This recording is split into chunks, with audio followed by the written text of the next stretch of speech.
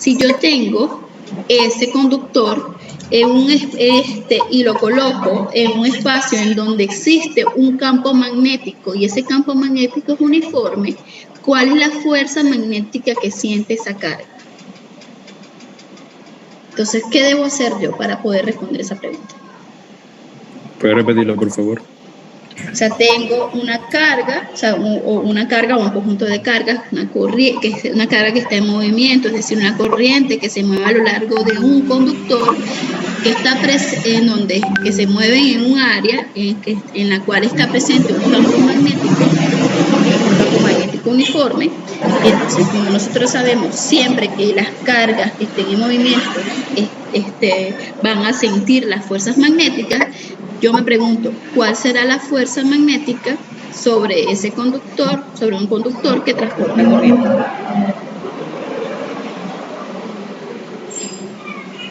O sea, ¿es el que hay que hacer para llegar a la expresión o cuál es la expresión? ¿Cuál es la expresión? I L cruz B. Y L cruz B. Claro, pero para llegar a ella, entonces, ¿qué es lo que tenemos que hacer? Escoger un diferencial de longitud. Podemos escoger un diferencial de longitud. Miren que aquí yo he definido primero un área, el área transversal, que es el área de ese conductor. Una cosa que nosotros podemos, nos va a interesar esto, nosotros sabemos por qué no, o sea, porque muchas de esas aplicaciones de las que habíamos hablado antes funcionan justamente bajo estos principios. Tenemos un cable que conduce corriente y queremos saber qué pasa si le coloco un campo magnético, cómo interactúa. Entonces, para poder responder esa pregunta, lo primero que yo hago es aplicar la ley de Ohm, la definición de fuerza que les había dicho antes, ¿no? Es decir, esto está acá. Es decir, vamos a poner ahí lo que ¿qué fuerza va a ser igual a Q por B por D? Por B. Entonces, lo primero que me pregunto es cómo se mueve esa partícula. Entonces, miren que acá yo les dibujo el vector velocidad. Y véase que pongo velocidad de arrastre porque esa partícula se está moviendo dentro de ese conductor. Y al moverse dentro de ese conductor se va a mover realmente. Sabíamos que tenía movimientos aleatorios, pero hay un diferencial de potencial que hace que eso se mueva. ¿Sí? Que se mueva en esa dirección, en la dirección de la corriente convencional, la densidad de corriente. Ahora ese es el vector velocidad, tenemos el vector campo magnético, entonces yo puedo decir en qué dirección va la fuerza. ¿Y qué dirección es?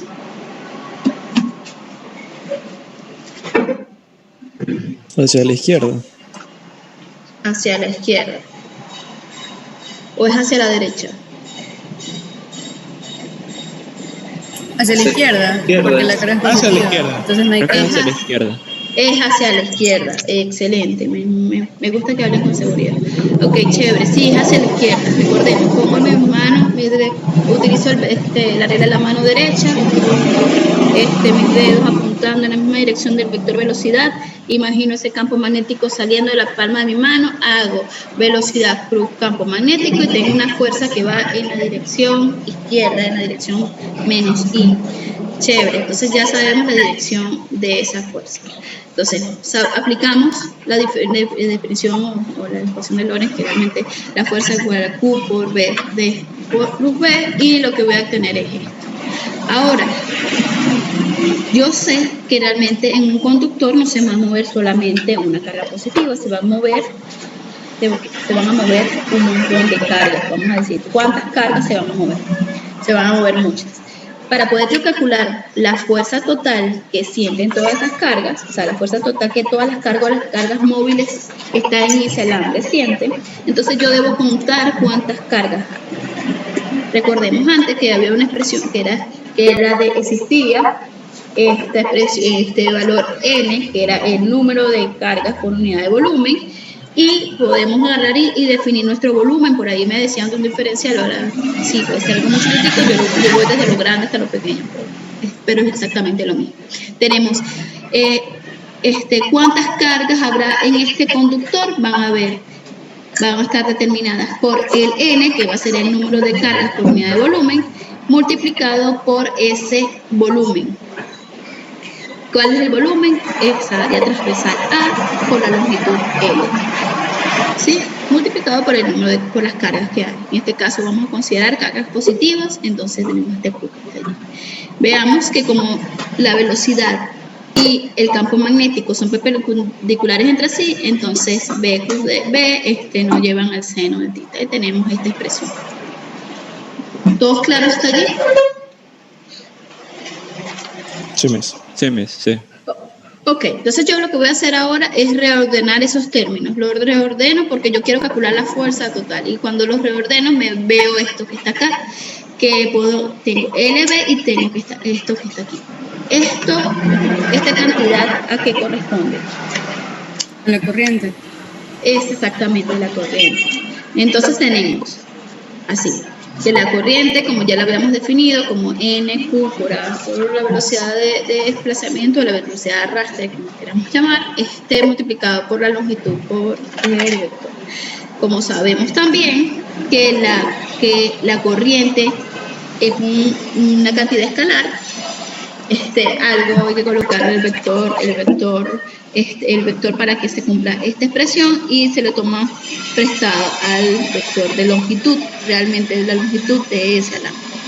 Entonces podemos agarrar y definir totalmente a la fuerza de todas esas partículas positivas que se mueven a lo largo de ese conductor como I L cruz B, así como nos habían dicho al principio. En donde, bueno, vamos a recordar, L va a ser la longitud del alambre, A, en este caso era el área transversal, la corriente, en este caso va desde abajo hacia arriba, porque justamente corresponde con la dirección de la densidad de corriente que está allí colocada, y tenemos que ese es un campo magnético uniforme que está ubicado, está entrando a la pantalla. Chévere. Yo les pregunto entonces, o sea, y así como teníamos la fuerza total, también podemos tener un diferencial de fuerza, que era lo que me dijiste al principio. Me dijo una chica por allí al principio, me dijo, bueno, yo puedo tomar un diferencial de longitud.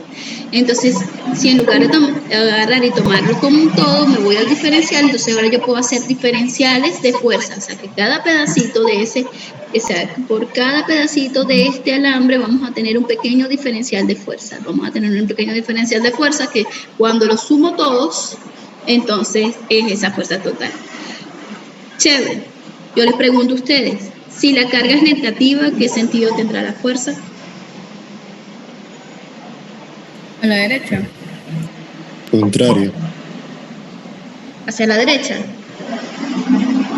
Hacia la izquierda. ¿Quién dice hacia la izquierda? Hacia la derecha. Hacia la derecha. A la hueva se me quedó aquí. Algo pasó por ahí. Ajá.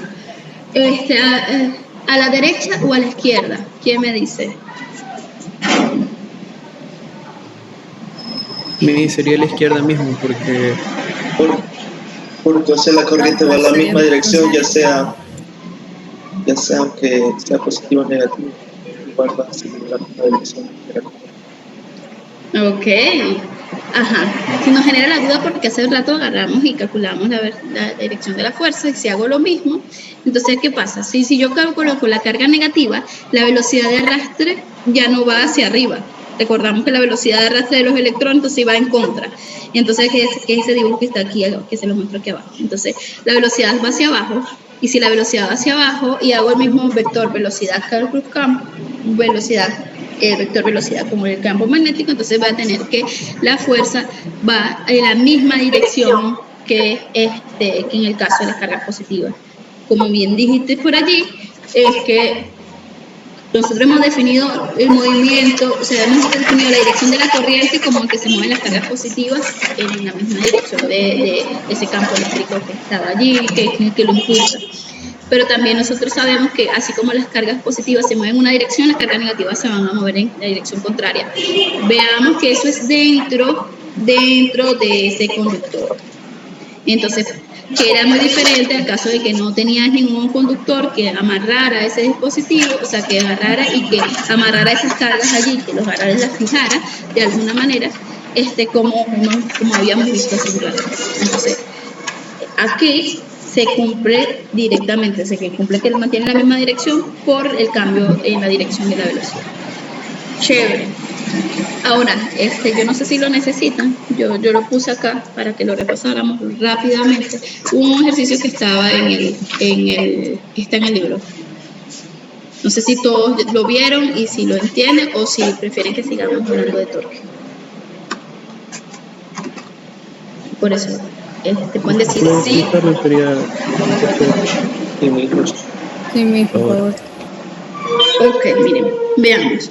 Aquí se les pregunta, ¿cuánto vale la fuerza magnética total sobre el conductor? Y este conductor está compuesto por este alambre que tiene una sección recta que está acá, tenemos esta sección curva que está aquí y tenemos esto que está acá que se ve raro, pero es también otro conductor que está hacia adentro de la pantalla, que deberá tener la longitud de L o la longitud que es definida por un tamaño cualquiera. Ya veremos que eso no es importante porque pasan a otras propiedades. Veamos. Nos piden calcular la fuerza magnética total que hay sobre ese conductor provocada por ese campo magnético saliente. Entonces, ¿qué es lo que yo debo hacer para resolver ese problema? ¿Qué es lo que ustedes creen que es lo primero que uno hace para resolver ese problema?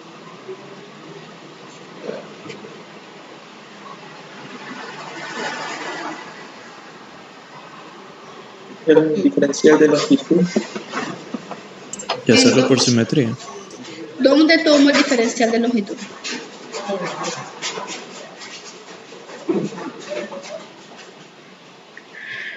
Veamos. Como tenemos, si ustedes ven bien, hay 3 secciones, entonces lo que yo voy a hacer, recordemos que así como podemos calcular esos campos magnéticos, los podríamos sumar, también podemos sumar la fuerza. Entonces lo que vamos a hacer es, vamos a dividir este problema en 3 problemas. Uno es que está determinado por este alambre, la fuerza que siente este alambre, que es el que está entrando en la pantalla.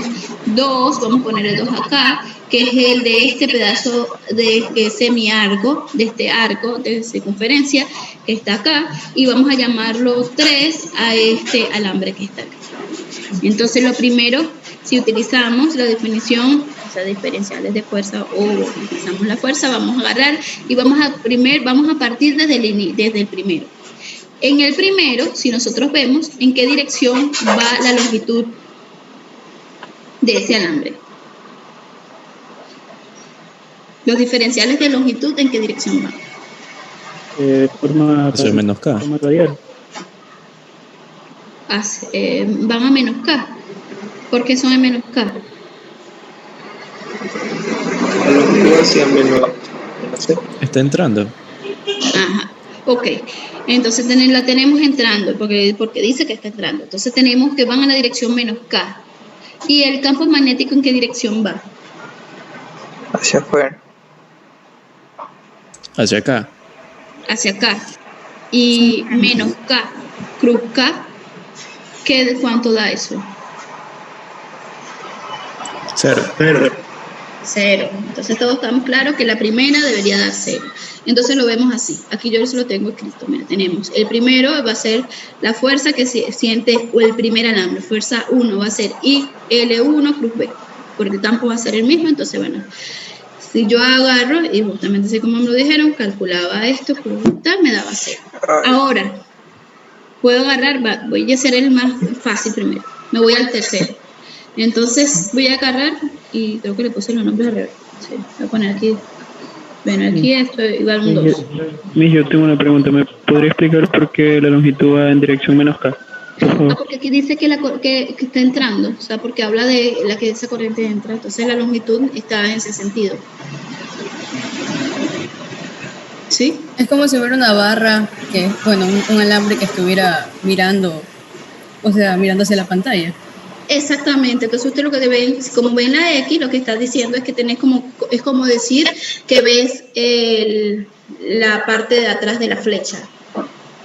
En cambio, los puntos significa que están dando hacia mis ojos, entonces cuando tú ves una flecha desde una perspectiva frontal, lo que vas a ver es un punto, si está saliendo. Si está entrando, entonces lo que vas a ver es una flecha. Como el alambre está hacia adentro, entonces, y su diferencial de longitud debería ir en esta dirección, que vamos a ponerla así, que sería de la dirección K o bueno, en este caso Z, no sé cómo lo podríamos llamar, I, J y K. ¿Sí? Como va en esta dirección, o sea, vamos a poner así, pero saben que está en perspectiva, por eso es que tiene la dirección acá. ¿Eso te queda claro? Sí. Por ahí habían preguntado. Ok, vamos a responder, vamos a ver el caso del segundo. En el segundo caso, y voy a borrar estas anotaciones porque son todas muy feas. Ajá, en el segundo caso, que sería, vamos a considerar este alambre, ¿cómo sería el vector fuerza?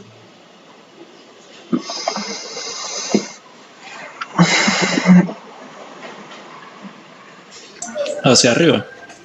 Hacia arriba. ¿Por qué hacia arriba? Porque la corriente está hacia la izquierda y el campo hacia afuera de la pantalla. Y se hago el vector L cruz B. Disculpe, eso lo dedujo el compañero por la regla de la mano derecha, ¿verdad? Compañero. Exactamente, mire. Entonces, ahora en lugar de tener velocidad, lo que tenemos es la dirección, no de la corriente, aunque por convención se utiliza la misma dirección o sea, hacia donde se está moviendo la corriente, vamos a poner la dirección del tramo de longitud de ese elemento conductor. Entonces, lo que hago yo es colocar mis dedos en el vector L, que va a ser el primero. El campo magnético está saliendo de mi palma, o sea, lo vemos hacia adentro, y cuando hacemos L cruz B, entonces vemos que el vector fuerza tiene que ir hacia arriba.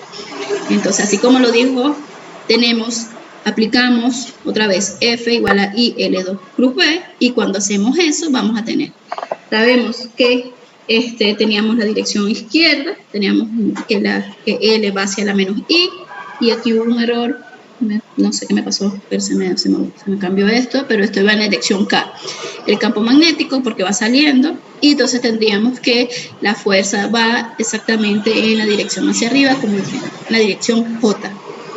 Chévere, ya hicimos los más fáciles. Ahora vamos a hacer el problema que es un poco más difícil.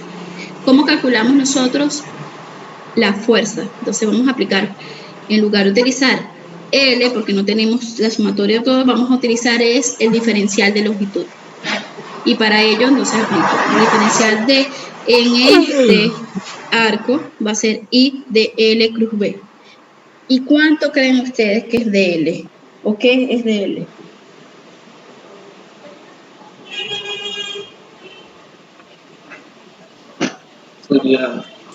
¿Cómo? Ok, tenemos este arco de alambre, por el cual va pasando esta corriente I. Entonces va pasando esa corriente I y yo quiero calcular la fuerza. Para calcular la fuerza, yo lo que tengo que hacer es aplicar esta fórmula que está acá. I L cruz B, de L cruz B. Entonces yo necesito primero saber hacia dónde va el vector de L. ¿Hacia dónde va el vector de L? Vamos a dibujar un diferencial de longitud, lo tenemos ahí dibujado, y hacia dónde iría ese vector.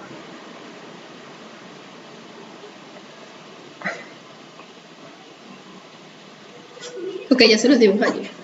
El vector de L es este vector que está acá. Si me voy parando en cada pedacito de este arco, entonces va variando, ¿sí o no? Sí. Ok. ¿Y cuánto vale ese diferencial de longitud? Sería longitud seno de teta. Longitud seno de teta. No. Vamos a ver. No conozco esto, pero por ejemplo aquí me dan el radio. Yo tengo una relación de arco de circunferencia que me dice que el diferencial de longitud tendrá que ser R punto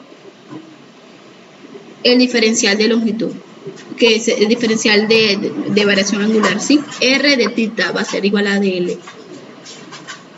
¿Ok? Entonces, si yo agarro y sustituyo eso, yo puedo agarrar, miren, por si todavía estoy dibujando el vector fuerza.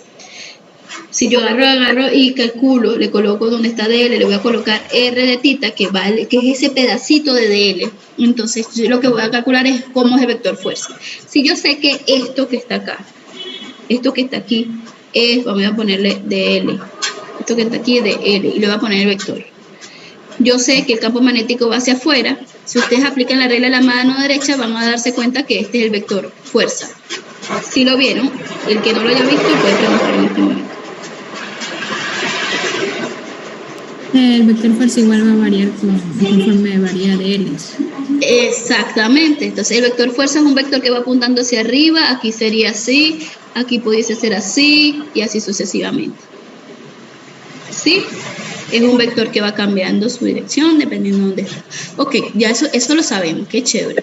Entonces simplemente si yo llego y me paro sobre él, sobre ese vector fuerza, yo puedo ver que yo puedo agarrar y puedo definir componentes de ese diferencial de fuerza. ¿Verdad? Entonces yo tengo una componente que está en Y y tengo una componente que está en X. Si nosotros agarramos ese vector fuerza y vemos cada una de sus componentes, de hecho, la componente X corresponde a un diferencial de fuerza que vale ¿cuánto? F coseno de teta. Por el coseno. Y ese sería el diferencial en X y en Y. Por el seno de Ajá, teta. por el seno. Entonces, nosotros sabemos en principio que el vector de esa fuerza es perpendicular, sin embargo, tiene componentes. Entonces, yo voy a escribir la magnitud del vector diferencial de fuerza, esa diferencial de fuerza, que yo le llame 3, voy a llamarla como y B por el diferencial de la longitud, que es R de tita. Entonces, ahí yo tengo esto, pero sé que puedo agarrar y sumarlo componente a componente. ¿Ok? Entonces, yo lo separo por componentes, voy a tener esto. Dígame. Disculpe, ¿y no podríamos decir que las componentes en X se van a anular porque, pues, en la mitad de ese semicírculo va a estar en positivo en X y el otro semicírculo va a estar en menos X y se anulan esas componentes en X?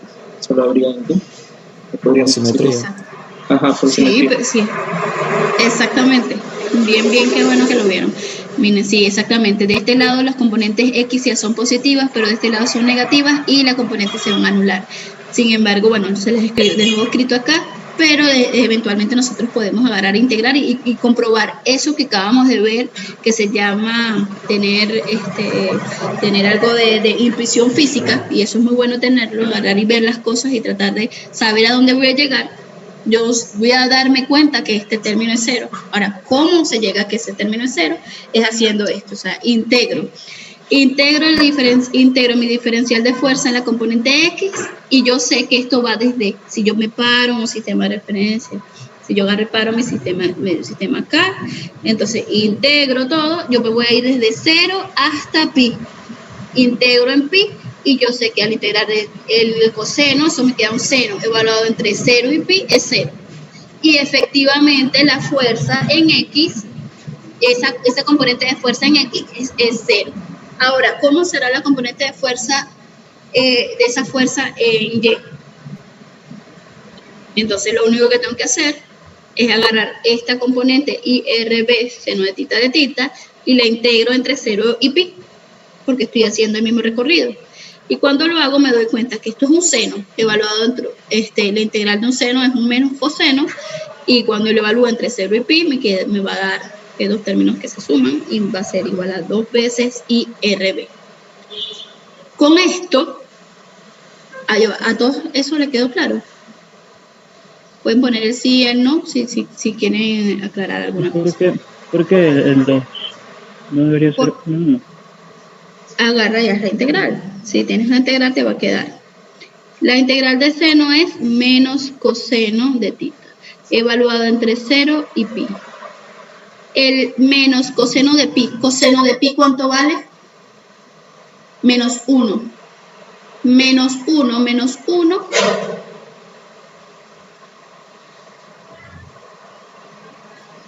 más 1. Y el coseno de 0 es 1. Pero venía como viene del límite de integración, es menos 1, entonces tenemos más 1 y ahí nos sale el 2.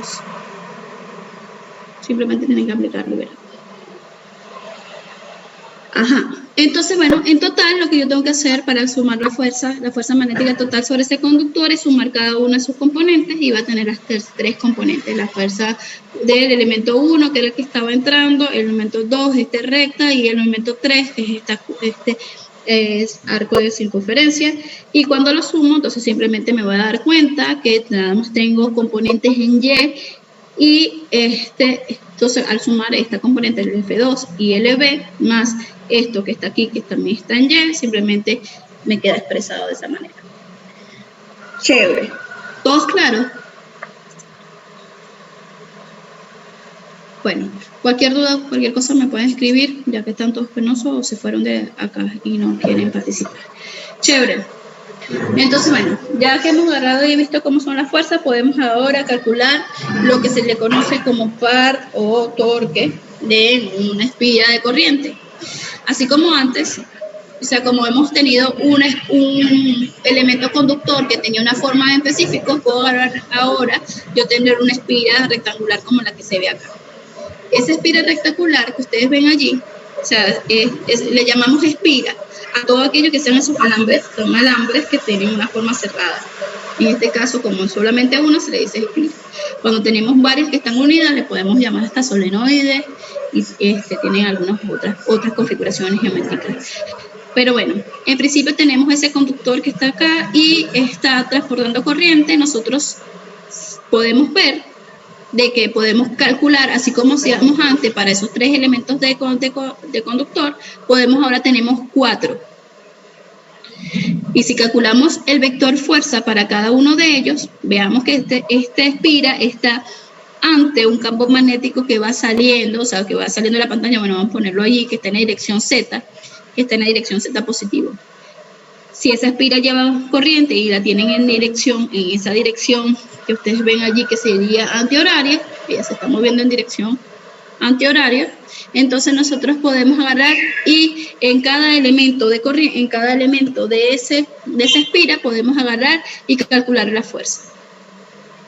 Chévere, entonces podemos calcular la fuerza. Nosotros podemos calcular la fuerza acá, entre este término y este término, entre este término y este término, este término y este término, y así sucesivamente, y esas son las que est'an definidas como F', F, menos F y menos F', que están allí por los signos que dan. Si usted llega, por ejemplo, y se para en este vector, en el vector de longitud L, de esta L, que va en esa dirección, y hace L cruz B, verá que la fuerza va en la dirección de X. Ahora, ¿qué pasa si yo sumo todas esas fuerzas? ¿Qué debería ocurrir? Se hace cero. Se hace cero. Que la fuerza total sobre esa espira es igual a 0. Entonces, por acá, bueno, yo lo dejo expresado y se los voy a poner para que lo vean. Entonces, la fuerza neta sobre una espira de corriente en un campo magnético uniforme es igual a 0.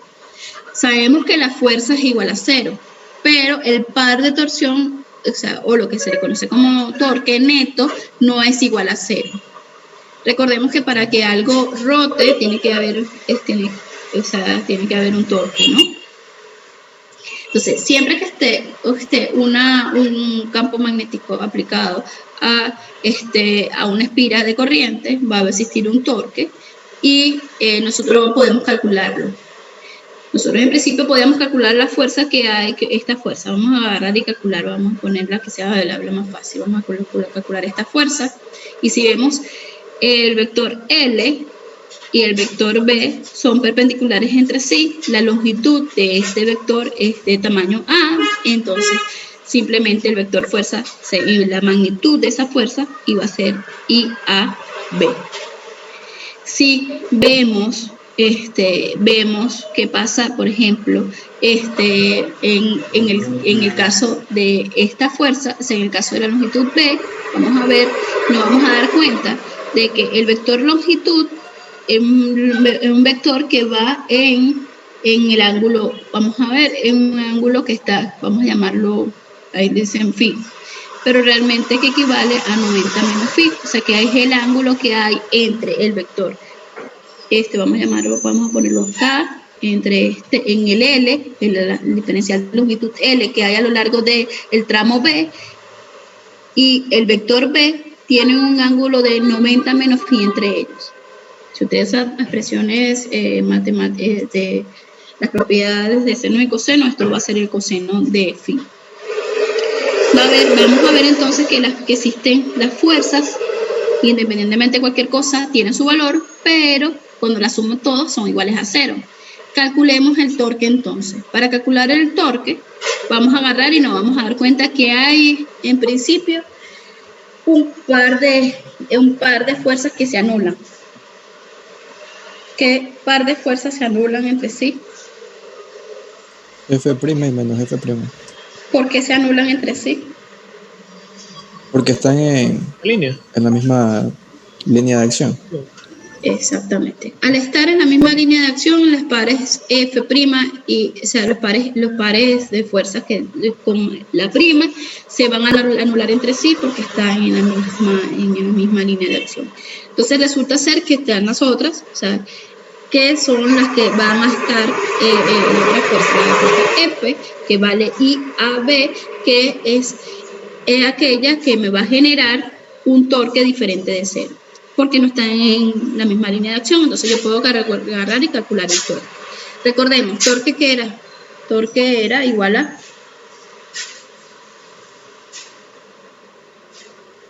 R cruz F. R cruz fuerza. Exactamente, R cruz F.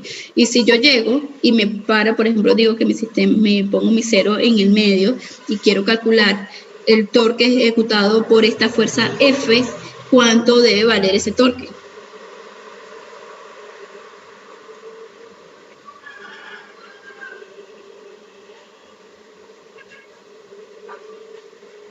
¿Cuánto vale R? No lo entendí.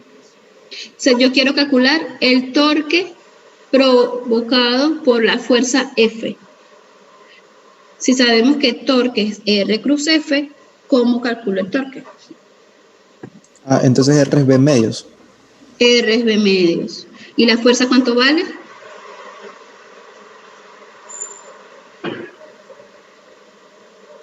Acá la tienes escrita. Es IAB. ¿Sí? Y tenemos, ¿cuál es el ángulo que hay entre R y F? Sí. Phi. Chévere. Entonces yo puedo calcular el torque y ese torque sería esto que está acá, B medios. Si yo llego y hago lo mismo para la otra dirección, entonces va a tener un equivalente a esto. Entonces ustedes agarran y lo pueden hacer en su casa y se darán cuenta que es igual. Entonces el torque total, ¿cuánto vale?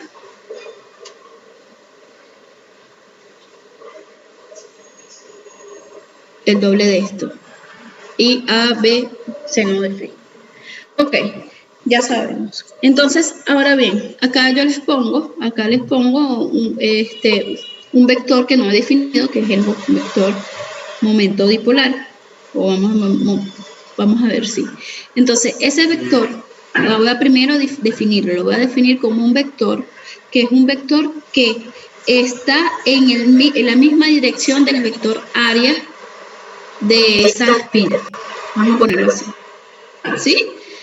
Su sentido está definido por la regla de la mano derecha, entonces yo voy a hacer lo siguiente. Voy a agarrar la corriente, la voy a seguir con la mano, voy a seguirla con mi pulgar, y si yo agarro y apunto mis dedos, mis 4 dedos van a juntar en la misma dirección del vector momento, de ese vector momento. Entonces, si ustedes lo ven, va saliendo de la pantalla, aquí va saliendo de la espira, que va en la misma dirección. Por ejemplo, puedo decir que tenemos un vector área.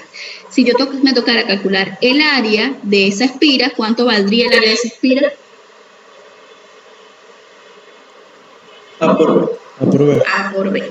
A por B.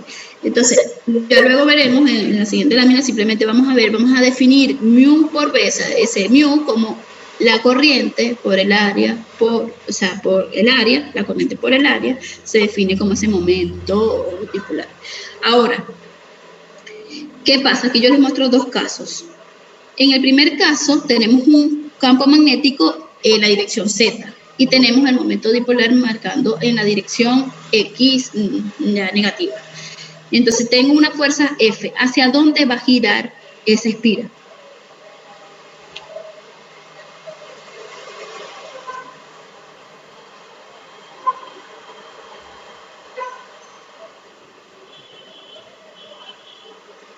Sentido horario. En sentido horario, pero ¿alrededor de qué eje va a girar? Del eje Y. Va a girar alrededor del eje Y, exactamente. Va a girar alrededor del eje Y. Lo que va a hacer es, veamos, es como que si nosotros queramos, ¿qué es lo que va a tratar de hacer el campo magnético? El campo magnético va a generar trabajo sobre eso, sobre esa espira, y lo que va a hacer es mover ese vector, momento magnético, va a tratar de mover ese vector, momento dipolar, lo va a tratar de mover y colocarlo, orientarlo en la misma dirección del campo magnético, ¿sí? Cuando entre ellos son perpendiculares, entonces el torque es máximo. Pero cuando son paralelos entre sí, el torque es mínimo. Es decir, que aquí se mueve o no se va a mover la espira. No se va a mover. Se mueve. No debería mover. Acá no se va a mover, ¿por qué no se va a mover? Si ustedes ven, entonces las fuerzas todas van a actuar, van a ir eliminando. Primero las fuerzas se anulan entre sí, pero los torques también se va a ver una anulación también del torque. ¿Por qué? Bueno, si ustedes lo calculan, lo verán, pero simplemente para decírselo intuitivamente lo pueden ver así. ¿Qué es lo que trata de hacer el campo magnético? Va a agarrar y va a orientar ese momento de esa espira hacia él. Entonces va a tratar de moverlo hacia él. Entonces ustedes siempre van a ver un campo aplicado sobre una espira, la va a hacer girar y va a tratar de orientar este vector que está acá. Ahora, veamos, en este caso son paralelos entre sí, entonces al ser paralelos entre sí, en ese caso es la condición de estabilidad. Y a eso que está allí, ya nosotros lo vamos a agarrar y lo podemos definir en términos de energía. Veamos, tenemos que el torque lo podemos definir como ese vector mu, que lo llamamos I por el área, y que está determinado por la dirección de la corriente, que tiene la misma dirección del área, como lo ven acá, y que a su vez podemos agarrar y reescribir todos en términos de ese vector. Y si lo reescribimos en términos de ese vector, tenemos que el torque va a ser mu cruz B. Va a ser máximo cuando sean perpendiculares entre sí y va a ser mínimo cuando sean paralelos entre sí. En ese caso hay estabilidad. Ahora bien, nosotros sabemos que el trabajo hecho por ese torque se puede expresar de una manera en particular. Yo lo voy a escribir por acá. Vamos a ver si me deja. Vamos a poner así como que un diferencial de trabajo hecho por ese torque va a ser algo como tau de phi, cuánto va a rotar. Si yo agarro y calculo el trabajo total, yo lo voy a poder calcular en términos de una integral que sea de mu b seno de phi a de phi. ¿Por qué? Porque sabemos que el torque es mu b seno de tita, o seno de phi en este caso que he puesto phi. Mu seno de phi. Entonces, si yo lo escribo, yo voy a tener esto que está acá. Pero yo recuerdo que si yo integro el seno, entonces tengo un menos coseno. Entonces, ahora yo puedo escribir el trabajo en términos de la energía potencial para ese dipolo magnético. Y si yo lo calculo, o sea, el trabajo va a ser menos esa energía potencial. Entonces, la energía potencial va a estar definida en términos de mu. Ahora va a ser menos ese momento dipolar, punto, el vector, sería el producto escalar con el campo magnético. Entonces, cuando son paralelos entre sí, si los vectores son paralelos entre sí, ¿qué tenemos? En la energía se hace máxima, mínima o se hace cero. Es Mínima. ¿Qué más? Es mínima. Se hace mínima, ¿verdad? Porque esto es positivo, esto que está acá tiene un ángulo de 0 grados entre sí, entonces, y como su signo es negativo, entonces se hace mínima. Como es mínima, si la energía es mínima, entonces el sistema no se mueve. Vean, por ejemplo, acá yo les coloco un ejemplo de tenemos una espira, un conjunto de espiras, un toroide o solenoide, que se está moviendo. Si ustedes agarran y aplican la regla de la mano derecha que le acabo de mostrar en la dirección del momento dipolar, entonces vamos a ver que ese momento va en ese ángulo phi que está acá. Entonces, ¿qué va a hacer el campo magnético? Va a tratar de orientar a esto, o sea, vamos a agarrar y se va a generar un torque que va hacia adentro de la pantalla, que lo que hace es hacer que este momento que está acá se trate de orientar en la misma dirección del campo magnético. Y por eso es que vemos que eso gira en este sentido. Es decir, vamos a tratar de hacer la energía lo mínimo posible. Ok. Nota, cuando nosotros tenemos una espira, decimos que vale esto. Pero si tenemos n espiras, simplemente multiplicamos n por el valor del torque que teníamos. Porque es como una superposición de ellas. Ahora bien, ¿qué pasa si el campo magnético que se está aplicando no es uniforme? Ocurren otro tipo de comportamiento. Entonces acá les muestro. Vamos a poner, tenemos dos casos específicos, entonces teníamos, si estábamos en una espira, nosotros habíamos dicho, si el campo magnético al cual está sometido esa fuerza es uniforme, sabíamos que en una espira completa la fuerza tiene que ser igual a 0. Pero como está presente un campo magnético que no es uniforme, entonces la fuerza, además de que tenía unas componentes radiales que se anulaban, también tienen unas componentes longitudinales que no se anulan. ¿Sí? Vamos a ver cómo es eso. Recordemos, si usamos la reglita de la mano derecha que le acabo de mencionar, tenemos que y va en ese sentido, lo seguimos y vemos que el momento dipolar provocado por esa espira tiene este sentido. Lo mismo ocurre para esta espira. Ahora pero ustedes ven que los campos magnéticos en los cuales están aplicados son diferentes. Y al ser diferentes, este va en este sentido con esta flecha y en este va con esta flecha. Y ven que los sentidos de las fuerzas magnéticas han cambiado. Primero, si uno agarra y calcula el vector dl cruz f sobre dl cruz b, vamos a ver que tenemos esas componentes. Y eventualmente va a ocurrir algo adicional. Hemos dicho, cuando tú tienes una espira, tienes ese momento dipolar. Y yo les voy a dar un secreto para que les quede en la cabeza. Un momento dipolar es como si tuvieses un imán aquí. Un imán. La parte de atrás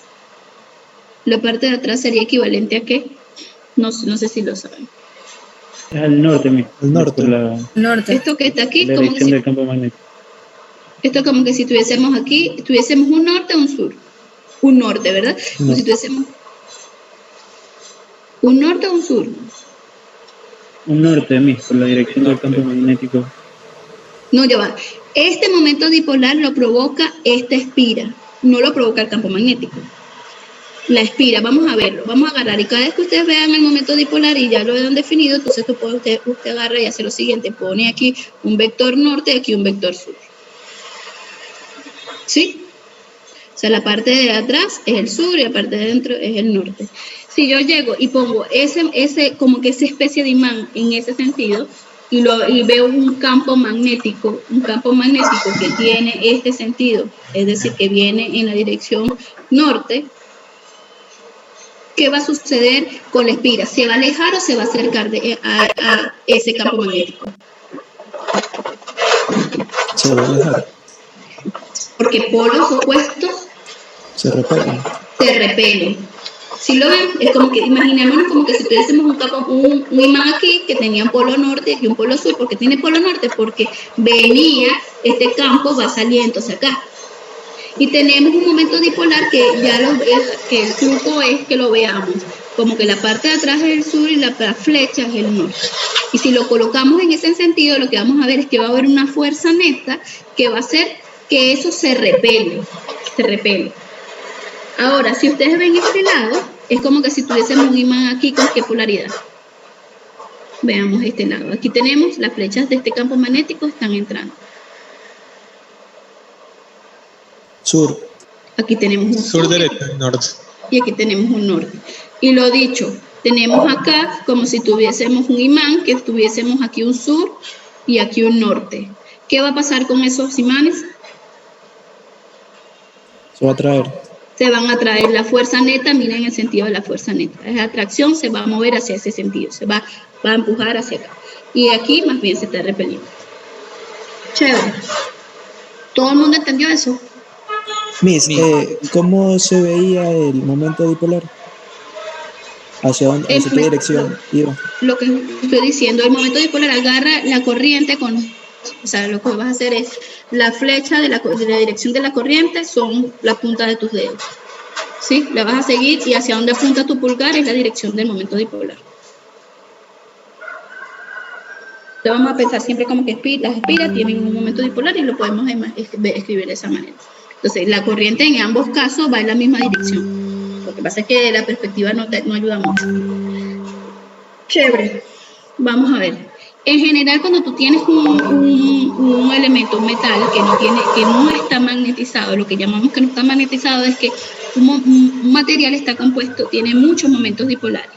Por ejemplo, entonces los momentos dipolares se están moviendo, tienen orientaciones aleatorias. Cuando tú tienes un imán, lo que tienes es un elemento, un material que tiene esos momentos dipolares orientados. Y como están orientados, por eso es que agarramos y lo definimos de esta manera. De hecho, vean que tiene el norte y el sur y va en la dirección de la flecha. ¿Sí? Lo interesante de esto, y esto que trae a colación, es que si usted agarra y coloca un imán en un campo magnético, ¿qué va a provocar el imán? ¿Qué va a provocar ese campo magnético? Va a provocar que se genere un torque, o sea, va a agarrar y va a tratar de orientar este momento dipolar, va a tratar de mover este mu grande que está en este sentido, va a tratar de orientarlo hacia ponerlo en la misma dirección del campo magnético, o sea, llevarlo al nivel de mínima energía. ¿Sí? Cuando ustedes tienen un material, por ejemplo, un material cualquiera, como un hecho de hierro, por ejemplo, como aquí tenemos un tornillo, no sé, un perno, como le quieran llamar, y está presente un campo magnético, por ejemplo, en este caso tenemos el de un imán, provocado por un imán, en este caso viene que va para acá, va saliendo, y en este caso va entrando. Lo interesante de que los materiales que tienen esta propiedad, que luego ustedes más adelante verán que son materiales, por ejemplo, el material ferromagnético, tienen la propiedad de que cuando se colocan dentro de un campo magnético, ellos se van a orientar en la misma dirección del campo magnético. Se va a agarrar y va a poner el momento dipolar, lo va a poner en la misma dirección del campo magnético. Entonces vean que el campo magnético quiera B, y entonces el momento dipolar se va a agarrar y se va a orientar en la misma dirección. Y aquí también se tiene que orientar en la misma dirección del campo magnético, y esto lo que va a ocurrir es que independientemente de cómo sea ese material, siempre que sea ferromagnético, sea atraído por un imán. ¿Sí lo ven o no lo ven? Sí. Sé que no es fácil de ver en principio, la primera vez no es fácil de verlo, pero bueno, para repetirles, le tenemos una partícula, por ejemplo, de un material que es como del de hierro, lo que hace es que tiene sus momentos dipolares internos, o sea, como están ellos orientados, sus momentos magnéticos, van a agarrar y se van a orientar, tienen la facilidad de orientarse, y se van a orientar siempre en la misma dirección del campo magnético. Como se van a orientar en la misma dirección del campo magnético, entonces, y yo sé que un momento dipolar es como si tuviese también un imán, yo sabría que aquí hay un sur y aquí hay un norte. Y aquí en un norte con un sur se atrae. Y aquí tendría un sur con un norte. Y un sur de este lado con un norte de este lado también se atrae. ¿Ok? Chévere, para terminar, les iba a mostrar esta simulación simple sobre una espira que está ubicada en un campo magnético, para que la vean.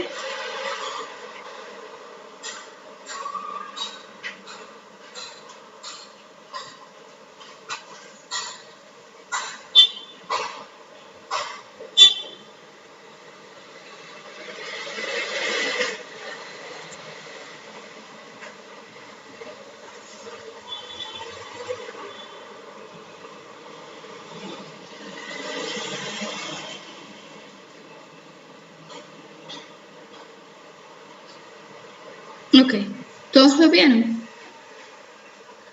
¿Sí se vio? Sí. Ok, miren. Esa es la base de funcionamiento de los motores.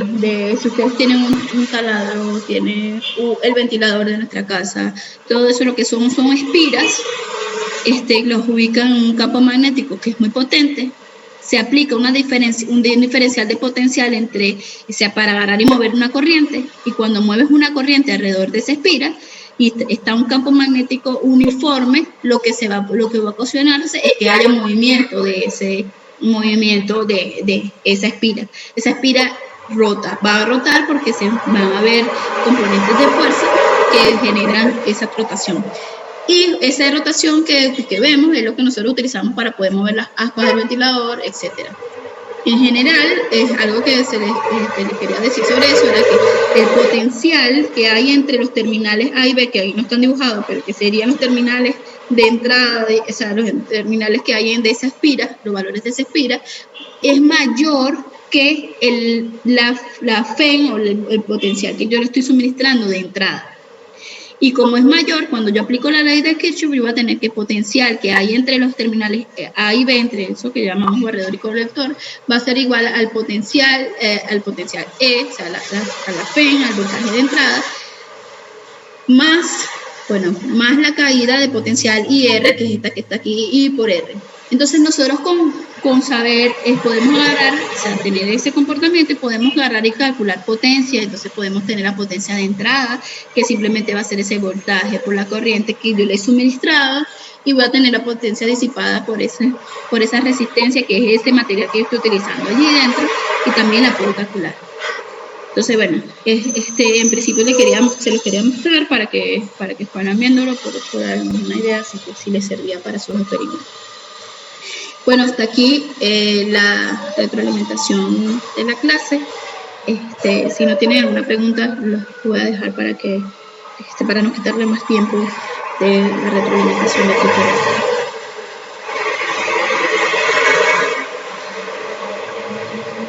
Si tienen preguntas. No, Miss, muchas gracias. No, qué chévere. Si no tienen preguntas, entonces voy a armar los grupos para que agarren se separen en grupos y vayan a los grupos que les corresponden. Puedan ustedes seleccionar. Ok, voy a llamar